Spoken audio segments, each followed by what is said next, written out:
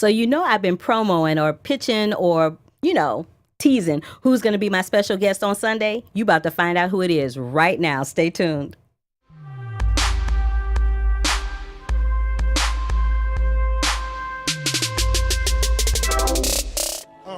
It was all a dream. Hey, it's Biggie in the house. And that's not all I got in the house. I got my special guest. His name is Omar Epps. Hey, y'all. This is Carla Renata with Black Tomatoes. We have a special guest in the house to celebrate the DVD release of Traffic, directed by Dion Taylor on July 17th. Welcome to Black Hollywood Live and Black Tomatoes, Mr. Omar Epps. How you doing? I'm great. How you doing, brother? I'm good. It's good to be here. Great. So let's just jump right into it. But before we do that, I fooled you tonight. So I was saying to you off camera real briefly that I will be doing a Q&A, moderating a Q&A with John Singleton over the weekend for the celebration of Poetic Justice, which is really weird because not only are we celebrating the 25th anniversary of Poetic Justice, but July 12th, actually today, when we're taping the show in 1981, is when Boys in the Hood premiered in theaters around the world. Wow. So I know that you had a relationship with Tupac, and I'm just interested to know, when you think about Tupac and Poetic Justice, what runs across your mind? Brilliant. I thought that performance was brilliant. The movie was great. Salute to John Singleton. He's still doing his thing. Love the show Snowfall. Oh, right. Yeah. So on it's FX. It's just a magical time it takes me back to. But I was really inspired by Poetic Justice. Yeah. Okay. Well, the real reason that you're here today is not to talk about Poetic Justice of Boys in the Hood, but it is to talk about your film Traffic, which came out a few months ago and is being released on DVD and Blu-ray on July 17th. I reviewed it here at Black Tomatoes, which you told me on the air. I was so excited that you saw it. I'm like, yay. And I really enjoyed it, and I enjoyed it for a couple of reasons. One was because Paula Patton wasn't the heroine who is in peril, waiting for the man to save her. That's one of the reasons why I loved it. I love the fact that Rosalind Sanchez did not mind getting dirtied up or uglied up for her role, because usually, and I hate to say this, but usually the women that are that beautiful really have issues uglying up for a role. And I really appreciate the fact that she went with her artistry and did her job as an actress and acted, and the other reason that I really loved it is that it sheds a light on trafficking around the country with young women. But I really wanted to know your thoughts about how you feel about young kids being trafficked. Not trafficked, but we're dealing right now in our country with a situation where children are being separated from their parents and the whole immigration thing. So I just wanted to see what your thoughts were about all of that. I mean, as far as that, it's just horrible. I wish that the powers that be just had a more compassion. We understand that immigration has been an issue in our country for years and years, but I think there's a certain level of compassion that doesn't seem to exist right now in this time, in this administration. And you pray for these people. When you put kids into a system, foster system, whatever, it's a very big beast. Absolutely. So you're talking about, it's potential that some of these kids will never be reunited with their parents, and just that thought in of itself is horrible. So I'm just, I pray for those people. And as a young father yourself, how are you adjusting to fatherhood? You just, well, I'm not too young of a father. My oldest is 19. I got a 14-year-old and I got a 10-year-old. So well, I guess you've been in there for a minute. I've been in there for a minute. We come into this next phase of my fatherhood, which is it's always, fatherhood to me is like life. It goes in phases. So now my oldest is 19. I've never been the father of a 19-year-old, so I got to figure this out. Well, it doesn't come with a handbook, huh? No, it certainly doesn't. No, it does not come with a handbook. You got to figure out those early formative ages, what to teach them, how to teach them right from wrong. And then when they get into those teen years, those early to late teens where they think they know more than you, you have to try to navigate, Have to try. It's the key phrase. Key phrase. Try, because they think they know it all. I'm not a parent, but I am a daughter, and I know I gave my mama the rah-rahs when I was that age. So I'm just saying. It's all good. And then I think that's just natural. Normal kids get around that age. You think you got it figured out, and then you get into your 20s, and once you get in the mid-20s, you're like, oh, I didn't have it figured out, and it's just a process. It's just it's life. It's life. So take it with a grain of salt. But you said something that I think is really important. Those formative years are vital. Because Absolutely. you can't get those back, and it really is where that bond is formed between the parent and child. So when people ask me sometimes, young dudes are like, you got any advice? I'm about to be a father. I'm like, be present, be active, but really pay attention in those first couple of years. That's really pay attention and just bond with your kid. Yeah, my mother. Okay, so this is probably way TMI, but the other day I was about to do something where I had hunched my back over to make my way to that situation, and my mother laughed, and she laughed for like 5 minutes. I'm like, what? My mother lives with me. I'm her caretaker. So she laughed for like 5 minutes. I'm like, well, what are you laughing at? And she's like, oh my God, you used to do that when you were 2 years old. That's funny. And I just thought that, now that I'm a grown woman taking care of her, that she still finds humor in things that she remembers about me as a child. Right. What kind of memory do you have of yourself as a child that maybe myself? Oh, that's interesting. I have great memories of childhood. like something that's kind of comical. Comical? That you look back on and you go, oh, I can't believe I did that. Oh, I mean, well, there's a list of that. That's, got whoopings for half of those things, but Didn't we all? yeah. Like when they used to have the sweepstakes, they still have them. Oh yeah. But and this just came to me, but they would come to the door and Publishing house. Yeah, publishing house. And like, just don't open the door, don't Like take the nothing. lottery. And they sold me. I was probably like 8, 9, and was just like, yeah, okay, we're gonna win. And I filled out all these subscriptions and all that stuff. My mom is like, why are we getting these things in the mail? Yeah. Oh, I got my butt whipped for it. I know, she was like, boy, we ain't got all this money. What you doing? Right. Ooh, that is hilarious. Well, speaking of fatherhood, again, you have a book that's available on Barnes & Noble and Amazon called From Fatherless to Fatherhood. Yeah. Let's just talk about how you came to writing that, what was the impetus for writing that, and what would you like people to know about being fatherless to fatherhood? Well, I had a moment with my son years ago that caused me to reflect and question whether having grown up without a father somehow crept into my fatherhood.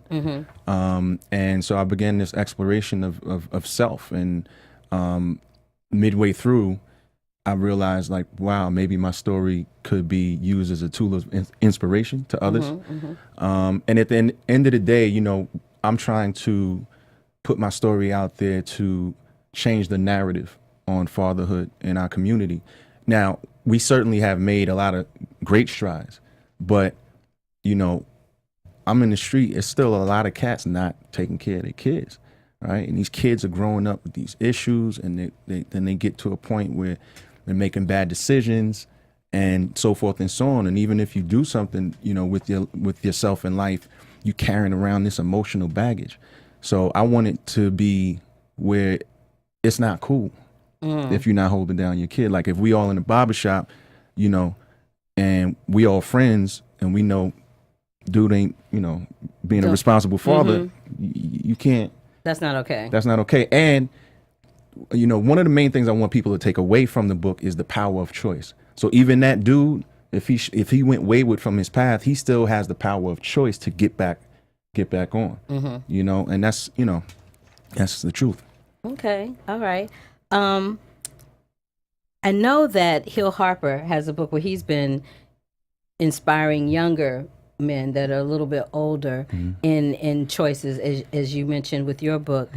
When it comes to being a father, and when it comes to being someone that was fatherless, Right. what is the best thing you take away from growing up without a father, and what is the worst thing you take away from growing up without a dad?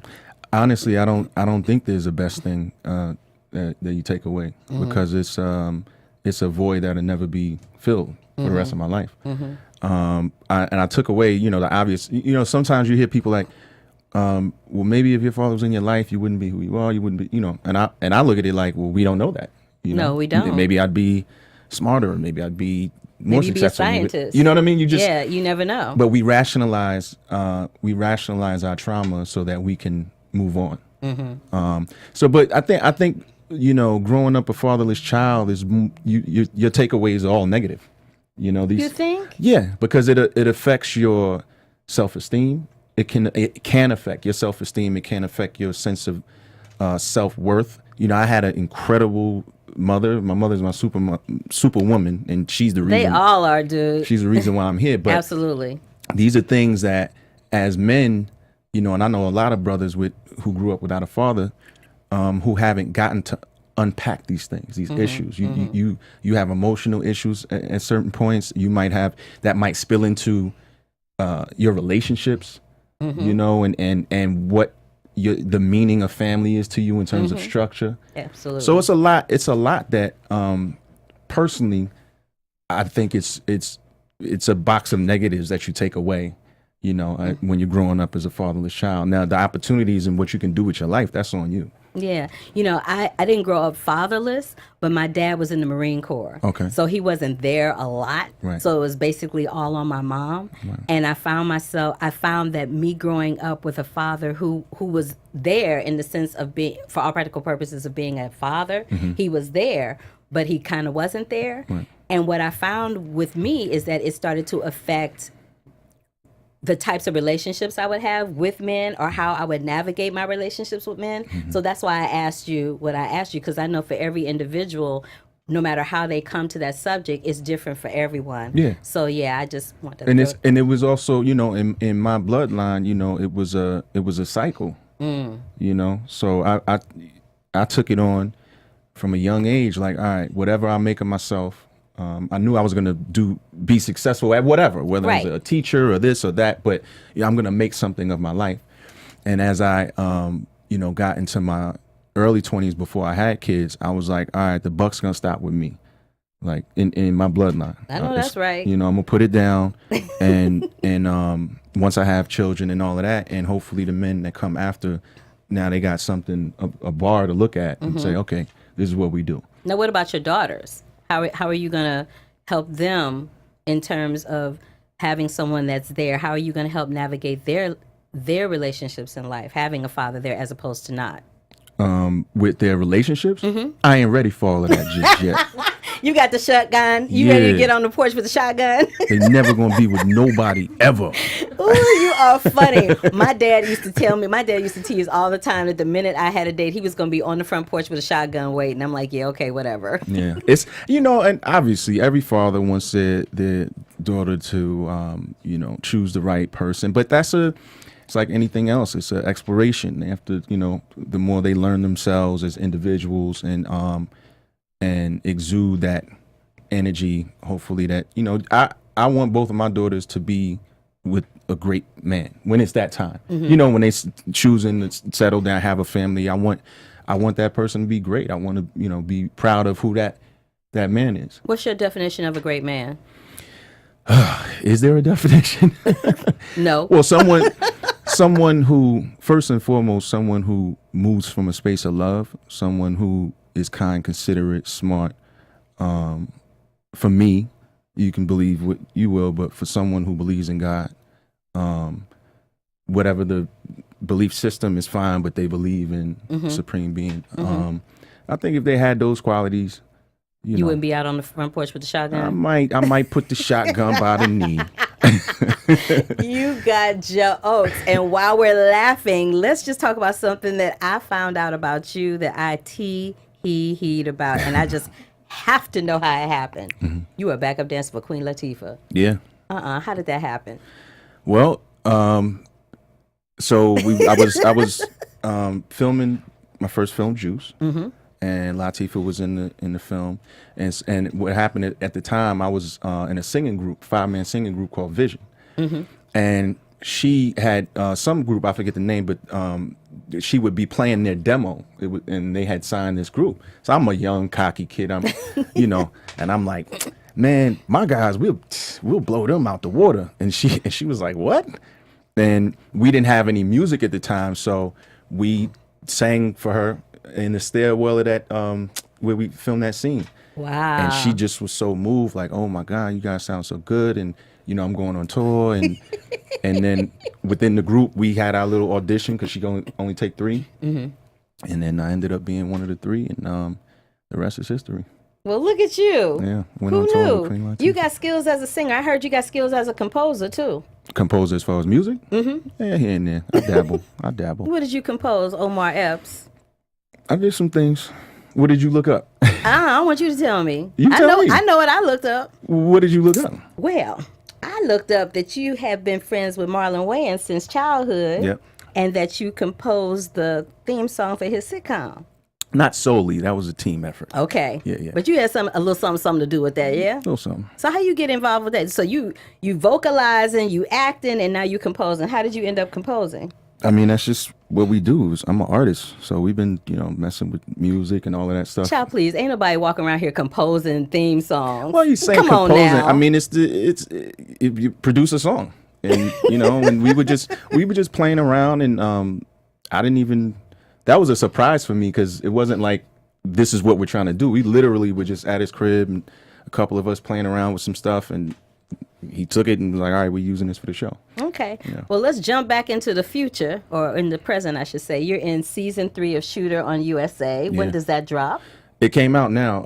I think, matter of fact, tonight, I think, is episode 4. Oh, okay. Yeah. All right. And you're enjoying your time on that show as well? Love it. Having so much fun doing that show, and hopefully, knock on wood, we get a season 4. Okay. And what can we look for from your character in this season? Well, my character, if you saw the end of season 2, he basically loses everything that he loves. So when you meet him in season 3, I call him he's a broken samurai. He's just a man on fire, and he's out for vengeance. So that's where the character's at when you meet him. Okay. So I would be remiss in talking about your TV career without pointing out the fact that you have done 21 episodes of Resurrection. You've done 174 episodes as Dr. Eric on House. Yeah. And you did 10 episodes as Dr. Dennis on ER. So, dude, you are killing it. You're composing, you're singing, you're acting, you're a father, you're writing books. What is it that you don't know how to do? A lot. I don't know how to do most things. Oh, right. I don't think that that's the case. You are the new millennial Renaissance man, I'd like to call you. I'll take it. You'll take that? All right. Cool. So we're going to wrap this up. Is there anything else that you'd like for your listeners and your fans and the listeners of Black Tomatoes and BHL to know? I just really wanted, I self-published the book, by the way. Oh. So, people get out there and support the boy. It's on Amazon.com, BarnesandNobles.com, and I hope they enjoy the book. I'm sure that they will. And where can they find you on social media? Oh, at Omar Epps. Everywhere? Everywhere. Facebook, Instagram, Twitter. I'm there. Thank you, Omar. Thank you Thank you so much for coming and joining us at Black Tomatoes. Thank you for having me. I love the fact that you were here, but I really love talking about you being backup dancer for Queen Latifah because that made me laugh out loud. That made my day. This is Carla Renata for Black Tomatoes on Black Hollywood Live. We'd like to give a special shout out and thank you to Mr. Omar Epps for joining us to talk about Traffic, his new book From Fatherless to Fatherhood, which is at Barnes & Nobles and Amazon.com, which he self-published. He is already out there on season 3 of Shooter on the USA Network, and I think that does it. So we're going to finish with the rest of the show right now, but okay, I'll see y'all later. Bye. I was too used to packing gats and stuff. Now honeys play me close like From executives Keven Undergaro, Dario Kristen, Tiana Hobson, and the entire BHL staff, we would like to thank you for supporting Black Hollywood Live, the first online broadcast network dedicated to African American entertainment. For questions and comments, contact us. info@blackhollywoodlive.com. Like us on Facebook, tweet us, or Instagram us at BHL Online. And I am the official voice of Black Hollywood Live, Scipio. Instagram me at KingXOBay. Thanks for tuning in. Hollywood Redefined. The views expressed here are those of the host only and do not necessarily reflect the views of BHL or its owners or principals.